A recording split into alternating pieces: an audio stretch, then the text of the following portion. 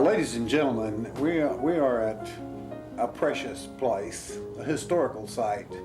You're observing a drawing, a picture of the Rankin Building in Columbus, Georgia. And Columbus, Georgia has many buildings that fascinate this person, and maybe perhaps from time to time we'll be sharing more with you. But I think for you that enjoy documentaries, you want to let this building sink into your mind real well, because there's quite a project about to begin here. And a man that is not a stranger to you, Professor Joseph Mahan from Columbus, Georgia, is with us here today. And Professor, it's wonderful Thank you. to be back with you. Share a little bit with us. We're always glad to have you back in Columbus, too. It's always a pleasure. So what we're sharing with you today are our plans for the research center for the Institute for the Study of American Cultures. And of course, the purpose of this center is for us to provide and bring together the materials that permit researchers to get at the element of truth they are seeking in regard to early America. But as we have now becomes very clear, there are many different approaches apparently to this truth. And so what we're doing is bringing together the material so that it will be available. And we do have a fairly wide range of things already, and others will come. I have been very impressed with what I have observed and with the computer system and so forth. I think this is desperately needed. I really do. That these facts can all be brought together in one center where this information can be made available. And I certainly want to compliment you and your group and all those that are involved in it, and we like to think that we're one part of it. Well, you should compliment yourself, because if you remember, you are a member of ISAC 1. Absolutely. And second is you're on the board of advisors for this research center. So. Oh, and I'm proud of that fact. Well, Dr. Mahan, can you tell just a little bit, share with us about the computer system, and then I know you're going to be sharing perhaps a visual aid here with the computer in a moment. What are the plans in that? How do they stand? Well, the plans are simply to utilize the best contemporary technology that is now available to us and make possible to do something that would otherwise be impossible. The Library of Congress has, I guess, during the past 200 years been able to assemble most of the material that will be needed to do the type thing we're doing, but it's among a considerable amount of other material, as you know. So what we're attempting to do is isolate particularly rare and hard to get information and bring it together in a form so that people who need it will have it available. And the best use to begin with this is, of course, to use the computers and a data bank. And into this data bank, there are going things that begin with the first writings that were done by people who attempted to go throughout the country and to read the contemporary publications and get information on what evidence there was in the early 19th century of habitation by what they had to consider either Hebrews or early Europeans, because they didn't know the complete range of ancient peoples that did actually exist. And one of the books that has already provided considerable information that we have put in here, and from which other will be taken, is this little leather-bound volume by Josiah Priest, which was published in New York in 1833, this particular volume. And what we do is transcribe from it directly the sections that, in this instance, one that we've done particularly tells about the fact that in 1775, the first pioneer settlers in what is now Lexington, Kentucky, broke into a sealed cave or cavern, extensive limestone caverns, and found there hundreds of mummies wrapped in the fashion of the Egyptian mummies, And they brought them outside and unwrapped them, expecting to find all sorts of valuable items. And when they didn't find items that were valuable to them, and because they were mad at the Shawnees anyhow, who had been causing them trouble, they stacked the whole, perhaps 200 of these up in a pile and had a great bonfire, destroying them. And of course, this is simply one of the, not even the first, but one of the incidents that seemed to have collected all through the years, whereby we have simply and wantonly destroyed evidence that relates. But this, of course, relates to many other things that we now know that prove that North African, Eastern Mediterranean, Near Eastern, Indian, Egyptian, and Chinese peoples were here. And we thought for a long time that the list stopped at that, until we got the work of a Canadian lady anthropologist, Miss Ethel G. Stewart, who is sort of the most recent thing ISAC has had anything to do with. But we have just published this book under a new press, which we now have called the ISAC Press. And this book was underwritten by one of our members. But what is remarkable about it is that after 40 years of working with the Athabascan people, the Haidas and the Tlinkits of course, British Columbia and the islands, but also tribes in Alaska and even in the northern Mexico, including the Navajo and the Apaches, that she has taken 18th century accounts that these people told to particularly one French missionary and others, her own work out there 30 and 40 years ago, and then in libraries in Canada and in Britain and in Europe generally, she has traced them from Central Asia, where they were driven out by Genghis Khan, and they crossed to America in boats which they hired for that purpose in 1233 AD. 1233 AD. And the case is certainly proved to such a point that there is really no argument about it. And of course, one of the things that has caused much of our confusion in the way of American history, pre-Columbian history, has been the strange idea that took hold in the early 19th century that cultures in America developed completely separately from those of the rest of the world, and that all came from descendants of a small, quote, hunting, wandering, food-gathering people who made their way across the Bering Straits either on the ice cap or when enough water was frozen into the ice cap that a land bridge was exposed. You could take your choice of which of this, but certainly incident to the last glaciation used to be, when I was in school, that was 25,000 years ago. After 1958, the International Geophysical Year, it became clear it was only about 10,000 years. Nonetheless, that's when all the American Indians crossed, or their ancestors did. And it's still pretty well defended by the respectable academicians.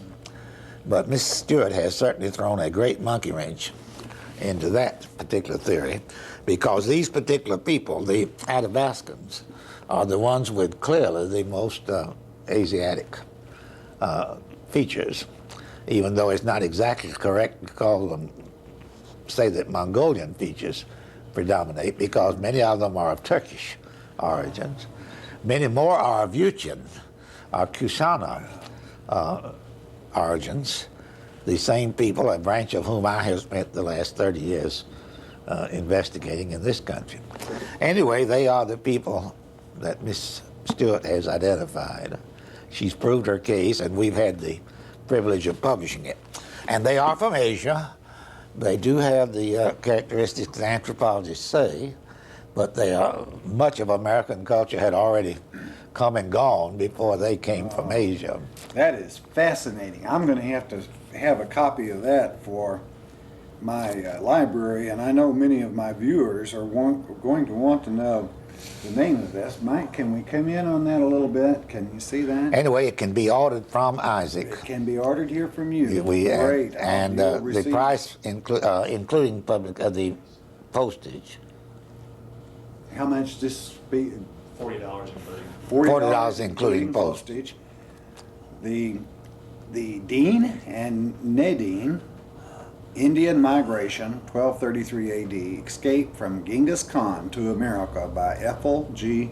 Stewart. And she's a Canadian lady. Oh, yes. Is that correct? She was here in June for, you met her. Yes, I did. And we had a British tea for her, late afternoon tea in one of the historic houses here in Columbus. It is rare that a work like this comes along. And I think as the pieces of the puzzle are fit together, and I must compliment you on your great work, The Secret. It is a great work, Dr. Mahan. And I know that I'm going to share a spot in my library for this along with that. And I look forward to covering it. Well, I appreciate what you say about The Secret. But if you think so, as we used to have a certain governor of Georgia was fond of saying, you ain't heard nothing yet. There's a new one about to come out. All right, that's good. Which will add considerably to what The Secret says. That's fantastic. Because The Secret deals generally with the fact that there were relationships between these people and the ancient world. The one I'm doing now is called the Zoya, North American Sun Kings, and it deals specifically with the Sun Kings and what we know about them in this country and how they relate to what we know archaeologically and historically. We'll be looking forward to that. Can you tell me, Dr. Mahan, on the computer program, I think this is excellent that even like books that are now out of print, and it would be impossible for someone like myself to even receive a work like this. But what a wonderful idea to be able to share that with people through a computer, or a computer set up whereby a person can research. Is this open to ISAC members? Yes, it is. Is there a special fee? There will be. Much of this has not been worked out yet. I see. And you're about to meet and talk with our treasurer, Mr. Bill Morrison. Well, wonderful. But before you do that, I want to tell a couple more types of things that are in the computer and will be put into them. One is your company has been kind enough to film the past 2 conferences for us. These will be abstracted, and the subjects mentioned in all this will go into there. And of course, the original film is here, so it can be viewed or can be copied, the videotape. We are also, through the years that ISAC has existed, we have had correspondence, and sometimes extensive correspondence, with authors and researchers who are working on various aspects of the relationship of North America to the ancient world. And these that are not published will mostly be type-scripted and put in whole. But we're also cataloging and listing the works of the authors who are ISAC members or who have been important in the research that we're doing. And these we call Magellan Scholars, and we're putting an extended biography, as he will tell you, and abstracts of their works and complete texts of original articles and things of that kind. So there will be a great deal in this index that is really at the very cutting edge of this research and is also not available anywhere else. That's exciting. So I think it's time now, maybe if we went over and let you talk to Mr. Morrison. Okay, let's do that. My name is Bill Morrison, and I'm going to take a few minutes and show you some of the capabilities that we have with the ISAC Magellan database and talk about some of the future capabilities. Our objective in setting up the research center is obviously for us to discover the truth about what America was long before we came on the scene. And we're going to use today's technology to improve everyone's ability to search and research that and try to tie together as many of the loose ends as we can. We have a tremendous amount of research that's going on in this area today, but unfortunately most people are not really coordinating their efforts with each other. It is our hope that through ISAC we can tie those people together through our database or individually, and so that we can all improve our knowledge of the truth. I'm going to switch over now and show you some of our capabilities with the computer. Our objective is to be able to disseminate this information as many different ways as possible, but before we can disseminate it, we need to be able to get the information into the computer and then do a fairly simplistic search to narrow down the information.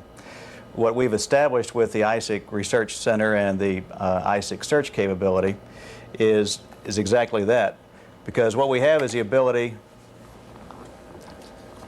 to search the information that we have in the computer in a number of different ways. We have, as Joe Mahan mentioned earlier, many of the old books that are no longer in publication. We're trying to get excerpts of newer publications and books. We will have the ISAC notebook, copies of the ISAC notebook will be in the database. Papers that have been presented at ISAC conferences and other conferences around the country. The ISAC report will be obviously in our database. And as Joe also mentioned, there are many scholars, what we'll call Magellan scholars, whose works we'll be keeping in the computer. And what we will have is the ability to go into each of these works and search. Let me give you a real brief example. Once the data is in the computer, we have a very simple search capability that will let us explore. And we can explore just the books that are in publication or the ISAC notebooks, research papers, information from the scholars, or we can search everything that we have in the computer based upon a keyword. And all we have to do is indicate what that keyword is. If, for example, I'm looking for information on gold,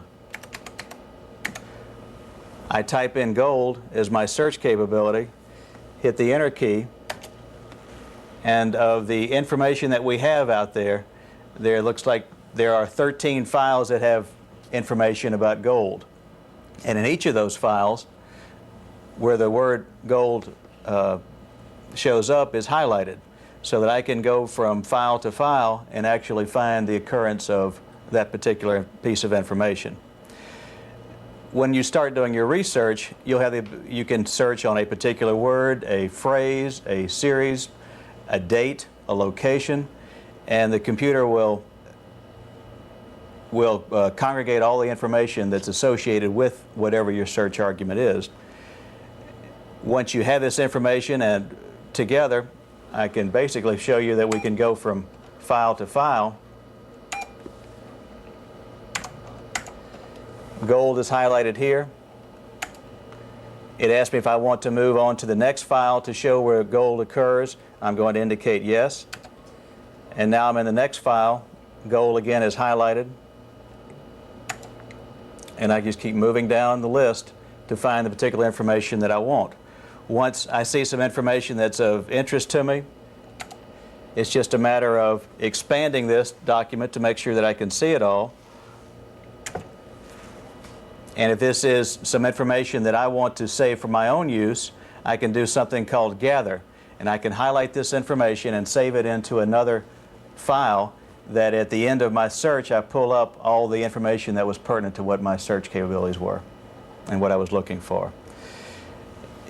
It's up to us to use the technology that's available, and this certainly gives us the ability to do that.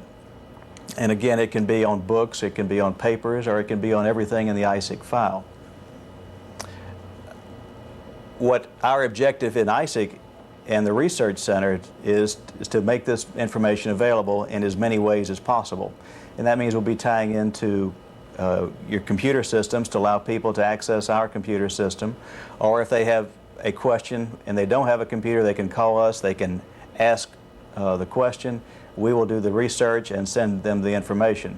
And this will all be tied into ISAC membership and research memberships, which we'll be discussing later.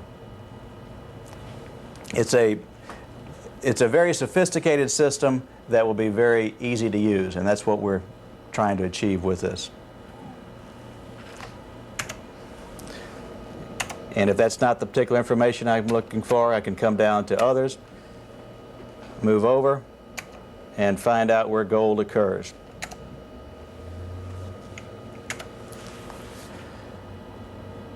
Makes it a little bit easier than researching book after book and paper after paper, and will save a great deal of time. We've got to do this because there is so much information being discovered today that requires a tremendous amount of research, and we've got to make that research, our time is valuable, and we've got to be as productive as we can. I read an article that they found some iron furnaces and that they were working iron and making things. I don't know, I don't remember the state, I think Virginia. All right. Can you? That's a great example. Let me take you through what you would be doing if you were looking for information on iron in the ISAC data bank. We have, as I mentioned earlier, the ability to search on books or notebooks or papers or reports, but for this particular one, let's search them all, and let's search them all for iron, I-R-O-N. That's not too hard. Well, there are 21 files associated in the data bank that have iron and discuss iron. And it even gives you a probability as to how often it occurs in here as to the likelihood. And what we can do is go through these and find information on iron. This particular one is in the ISAC notebook of September of '89, and it talks about bog iron and pre-Columbian graves. If you were doing some research in this area and you decided this was the information that you wanted, you could come down to here and we could start gathering this information. You might want to gather it. It's telling me to mark the text that I want to gather, and let's say that we want to gather these first two paragraphs. So we've indicated those, and we'll save them to a file, and it might be your name and today's date. That information has now been saved in a file. So we can now proceed and look for more indications of iron, and you can see how it jumps to each location of where iron is discussed. And let's say this is all the information that you wanted out of this particular file. Well, we can come back over to another file talking about early iron in the Ohio furnaces. If this is also information that you want, then let's come over to here and let's save this also. We'll start here and we'll come down through those two paragraphs. We'll put it in that same file, and you can just keep proceeding through the information to find the information you're looking for and save it where it's appropriate. And when you're finished going through this, you have a summary that would have taken, I don't know how much time to go through otherwise. I can see that you have a lot of information in here, a lot of books that people don't have to read. We have a lot now, and our data banks will continue to grow dramatically over the next several months. All right. Well, it occurs to me that we haven't told you very much about what the Institute for the Study of American Cultures, ISAC, is, and I guess you assume something of its purposes from the discussion we've had of our research center. But on a much broader scale, ISAC was begun really in 1973 when about 70 people from literally all over the country, from Washington State to New York to California to across the middle part of the country, assembled at the village of Westville, 35 miles south of Lumpkin. At Lumpkin, south of here, at my invitation, to sort of share information that they had that there might have been pre-Columbian transatlantic contacts in ancient times and even more recently, but certainly before Columbus. And this was a very interesting group of people. I won't attempt to name all of them, but some of them will certainly be familiar to our viewers. People like Gloria Farley, for one, was there. Donald Buchanan was present. Dr. Clyde Keeler, from whose work we have here on the Kuna Indians and their moon earth religion, and various people who later met again the 2 years following.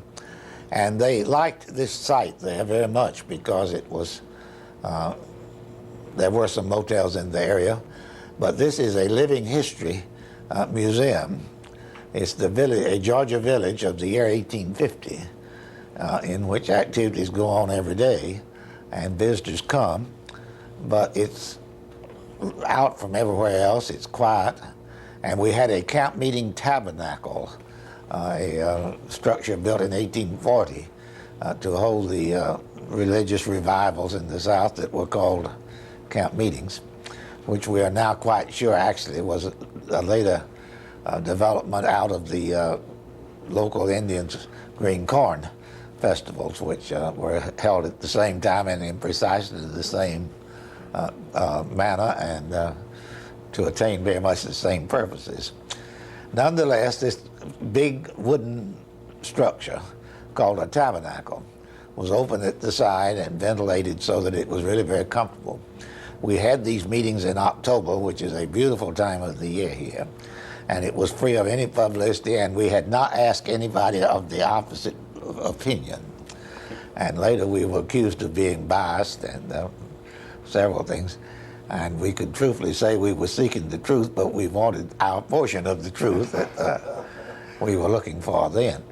But out of those meetings, it became very clear that among just this group of people that there was an enormous amount of information and research that had been done.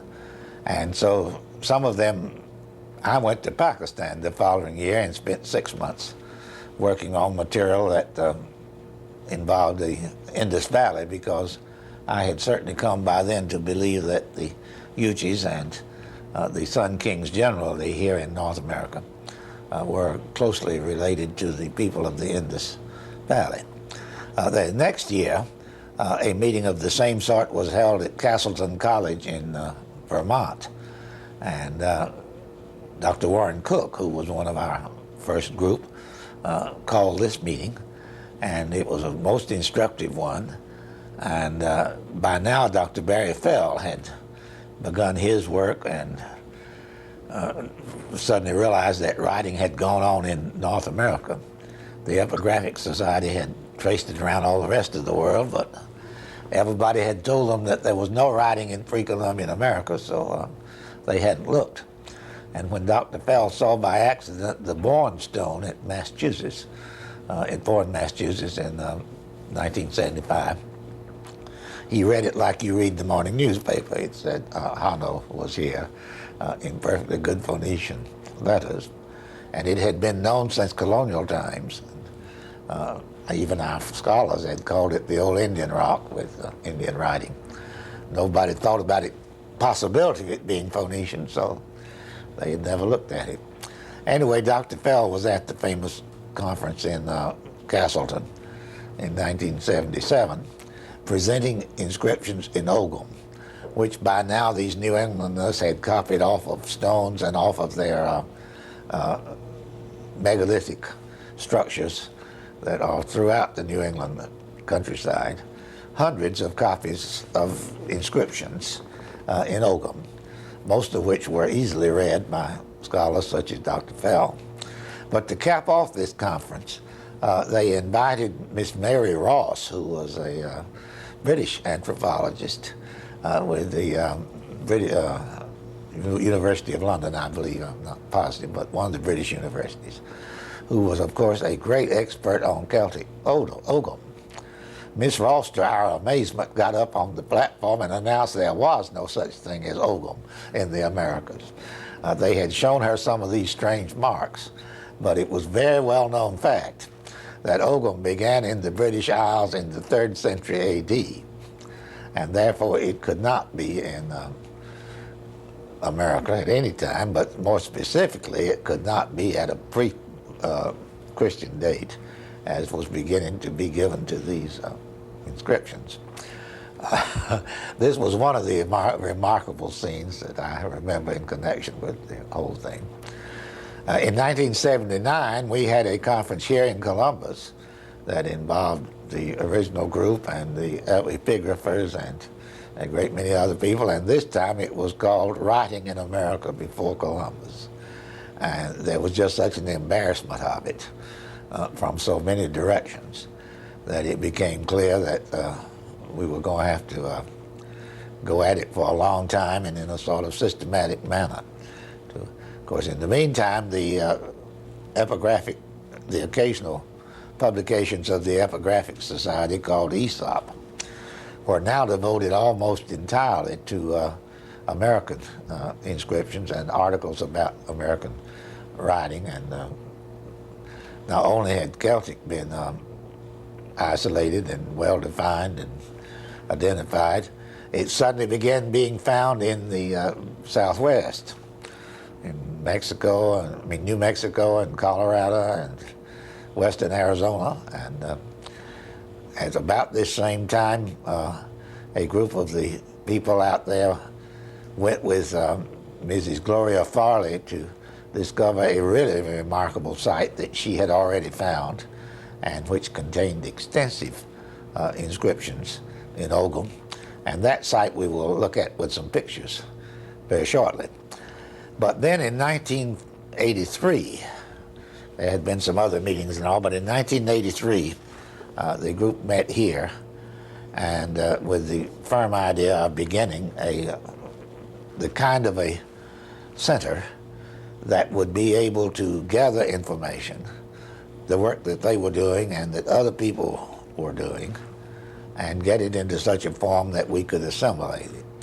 Now, we have gotten off the track a few times, but it was pretty clear understanding among all of us that we would be the brokers, sort of information, and not interpreters.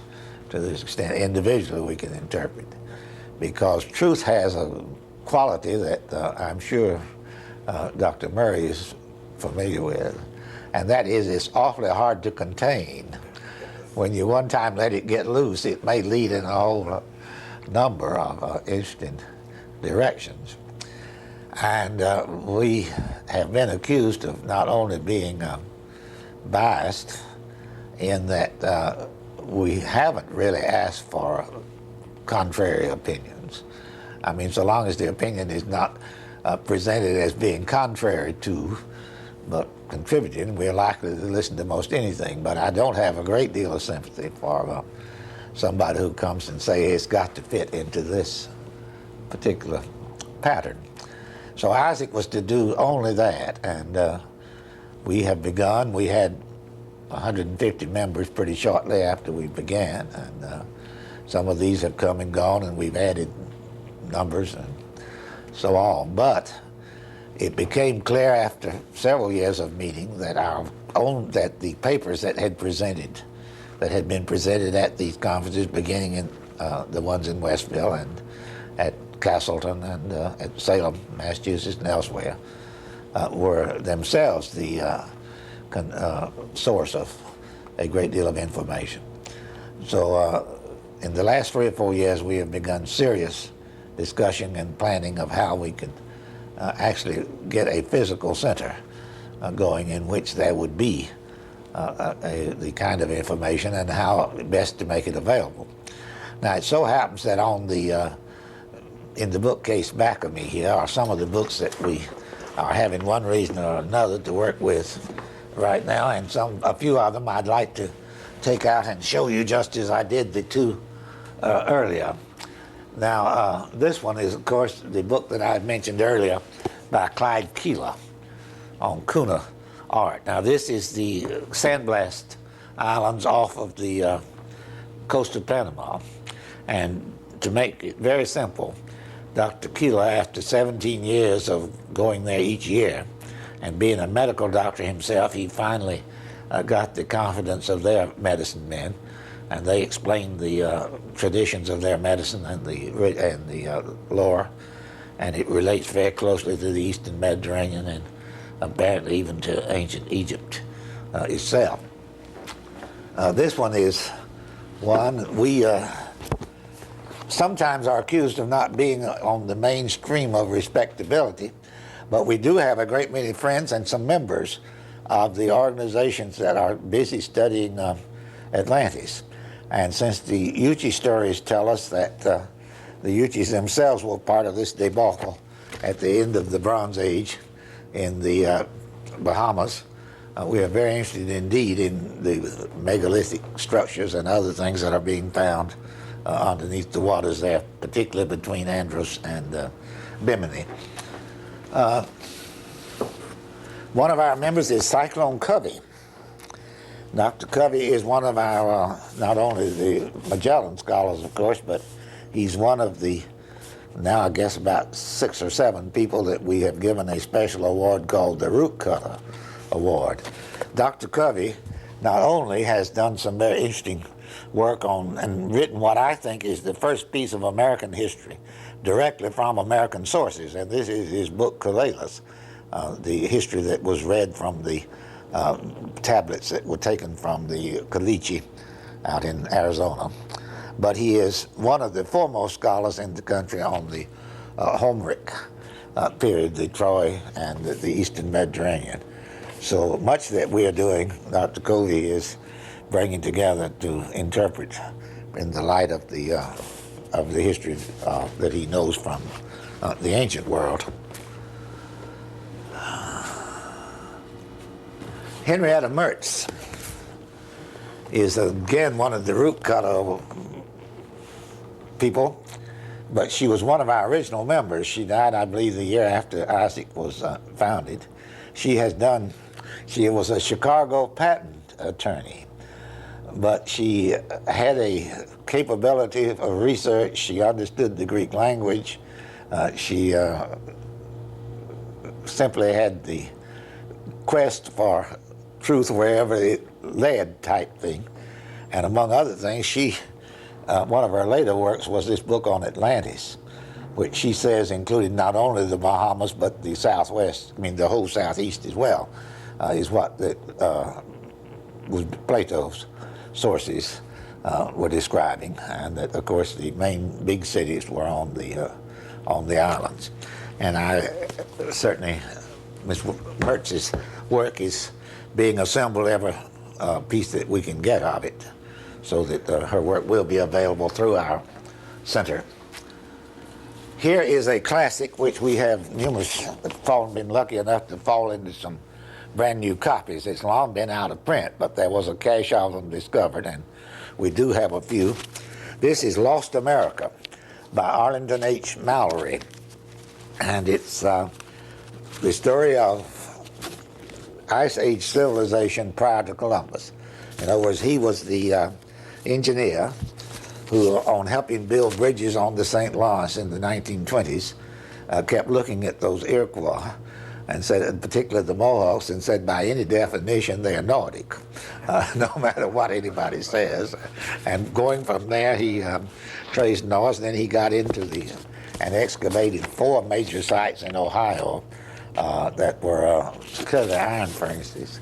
He was also into some of the ones in Virginia, and at that time Matthew Serling was the director of the Smithsonian, and he wrote a complimentary introduction. But beyond that, he said if Mr. Mallory's interpretations are correct, the whole history is going to have to be reevaluated. And indeed it is, because there was an Iron Age in America. This little book may not relate much, but it does in a very interesting way. It's called A Jewish Princedom in Feudal France, 768 to 900. And it tells from what the chronicles and other sources, a beautifully researched book, that tells the story of the part of Europe from which apparently the people on Cyclone Covey's and Thomas Bent's artifacts out in Arizona tell what the situation was over there that they were leaving.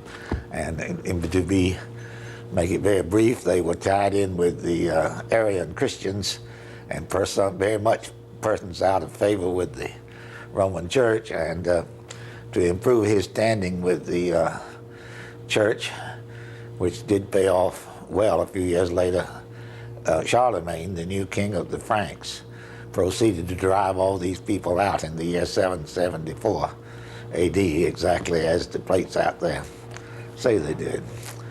So this is the kind of thing that we're trying to do, but perhaps one that Dr. Murrow may find particularly interesting is this latest work of Henrietta Mertz, which was published after she died, and it's The Mystic Symbol. And it relates to inscribed plates that were found from the 1870s into 1915, 13 or 15, when very small burial mounds were excavated all across Michigan. And in various of them were engraved stone, copper,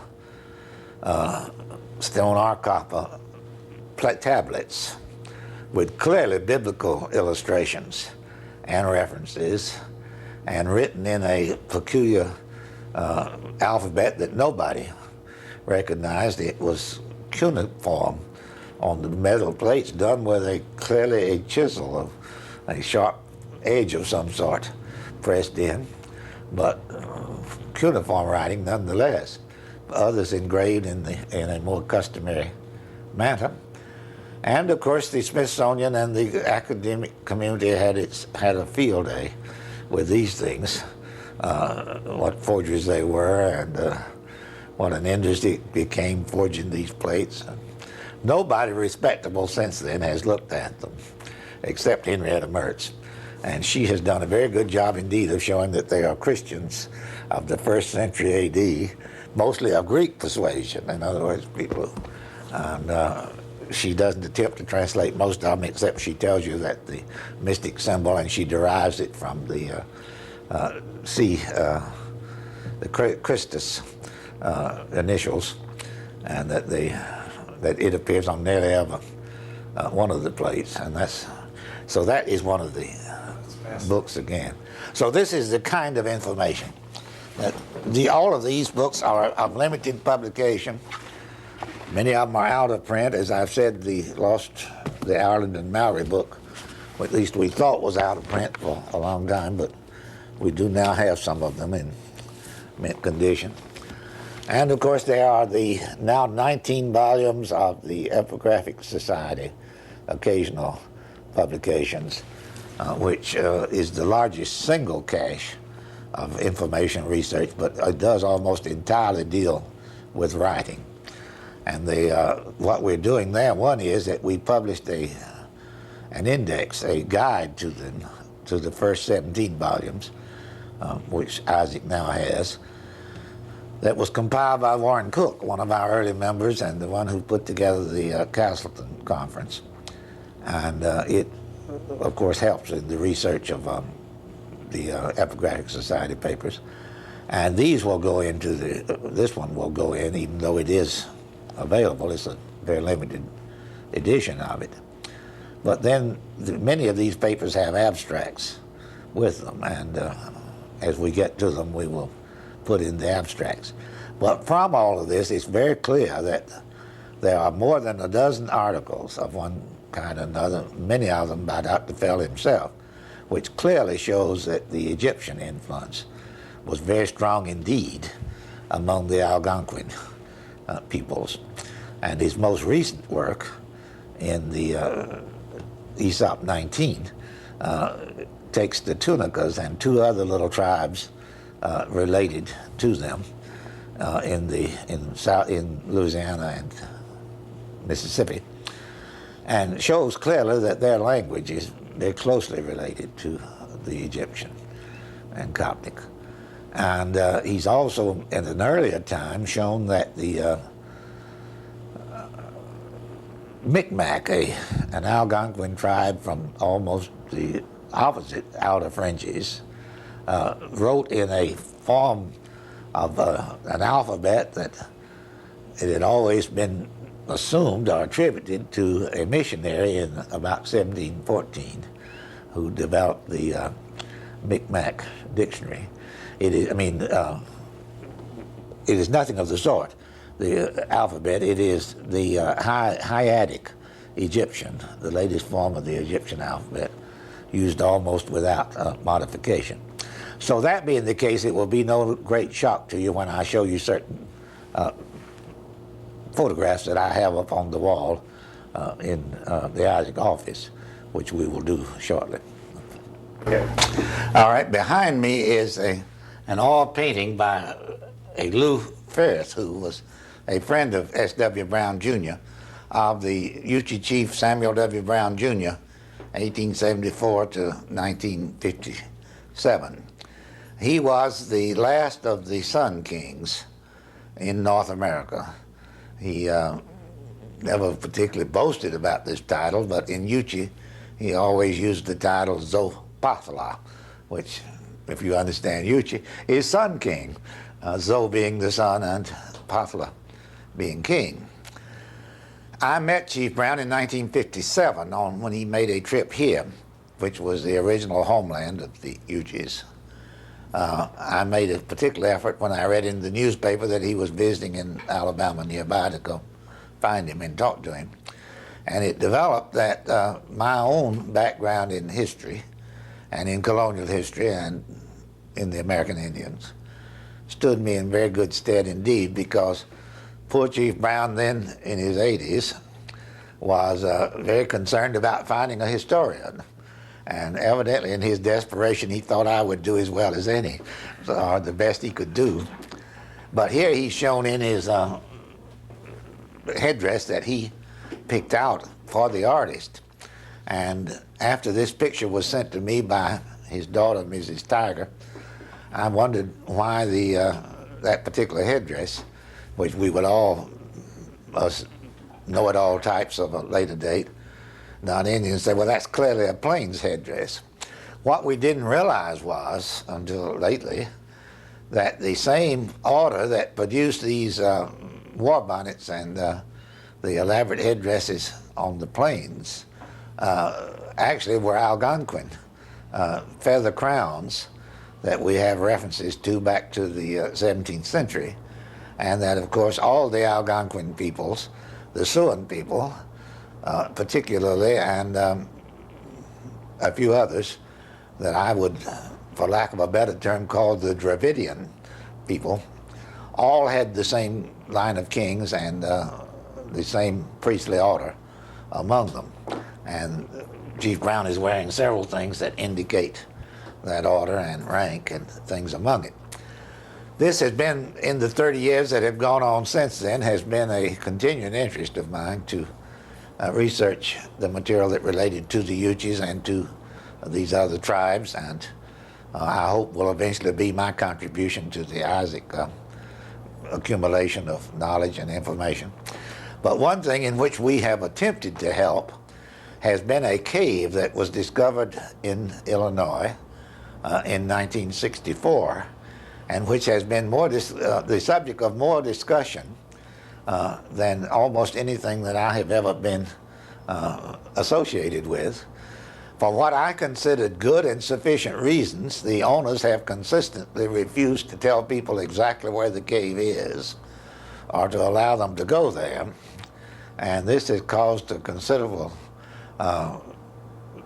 displeasure among those scholars who think the cave might be authentic. Most of the scholars, and the respectable ones, say it couldn't possibly be, because the art that we have seen from it is just not, according to them, American Indian. I have up here on the wall enlargements of 4 photographs made of some of these artifacts by Virginia Harrigan, and they happen to be the very first things I saw pictures of from the cave. And don't ask me here to go into all the details. I will a few. But when I saw these, I knew that the cave had to be authentic, that it had to date to a very early time, and that all of them related to the Sun Kings. And so I had them enlarged and hung them around Chief Brown's portrait, sort of suggesting they were his ancestors. And some of the recent Uchees that we've had here, who are knowledgeable of their history, were quite amused at the selection that I had made. But the Sun Kings, whether you find them in China or in Iran or wherever, their big totem seems to be the peacock and the peacock feather. And so when I realized that this character was wearing a peacock feather, this would arouse some suspicion. He also has on his chest clearly what is a thunderbird. And Ethel Stewart's book I mentioned earlier points out the importance of the thunderbird in the mythology of religions in Asia and so on. And of course, we've always known that the people like the Navajo and Apaches made a great deal of, out of the thunderbird. I knew that the Uchis did also, because the thunderbird is the great spirit beyond the sun. It personifies this, which is the supreme of all of them. And his right eye is the sun, and his left eye is the moon, and the lightning comes, of course, from when he flashes his eyes, and the thunder is his cry, and these things. So the thunderbird is another point of giving away. And then here is an inscription in what is probably Libyan alphabet from the North African coast of the Mediterranean.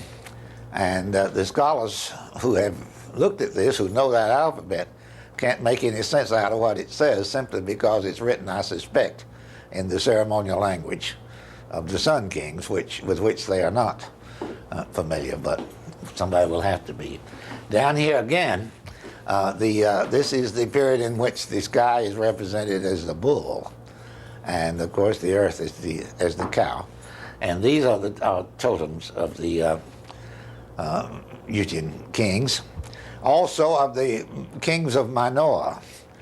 This is the Minotaur figure of Crete, and they invariably carry a thunderbolt, which this shows.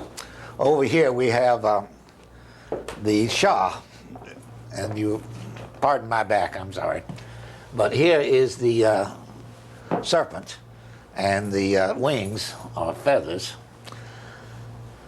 Shah in Yuchi has two meanings. It's either a serpent or a falcon, or a bird of such as an eagle that is a close relative of a falcon. So the Shah is the ceremonial word for the plumed serpent, or the eagle serpent combination. And of course the pharaohs of Egypt used this very same symbol. Why? Because they were of the same faith and order, if you'll permit me to say so. Certainly the name Shah is the subject of my doctoral dissertation, and will have a good deal to do with the book that I'm attempting to contribute very soon, called The Sun Kings.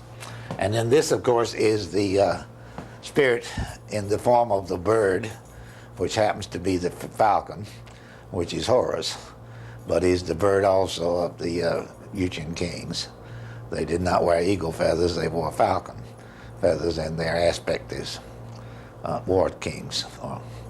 So these I thought would be of very great significance to you. And this is the kind of information which we are assembling here. We're standing in the courtyard of the Rankin Office Building in Columbus, which is going to be the home of the ISAC Research Center and Museum. These doors behind me will be the entrance to the museum. And in that museum, we will have a large display area, and more importantly, a very large research area. Most of our research will probably be done remotely by individuals either calling in or communicating with our computer, but we're also going to be establishing a very thorough facility here for people to come to Columbus and to research the elements of pre-Columbian history in the United States, or America. The area that we're in right now is going to be finished, and we'll have balconies on both ends of it.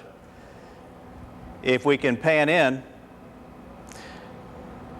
the area that you're looking at right now will be from this arched opening, looking over into this glassed arch opening, which will be behind me, which is the location of the ISAC Research Center. With the balconies on both ends and with the numerous plantings in this area, it will be a very pristine location for people to come and enjoy their research.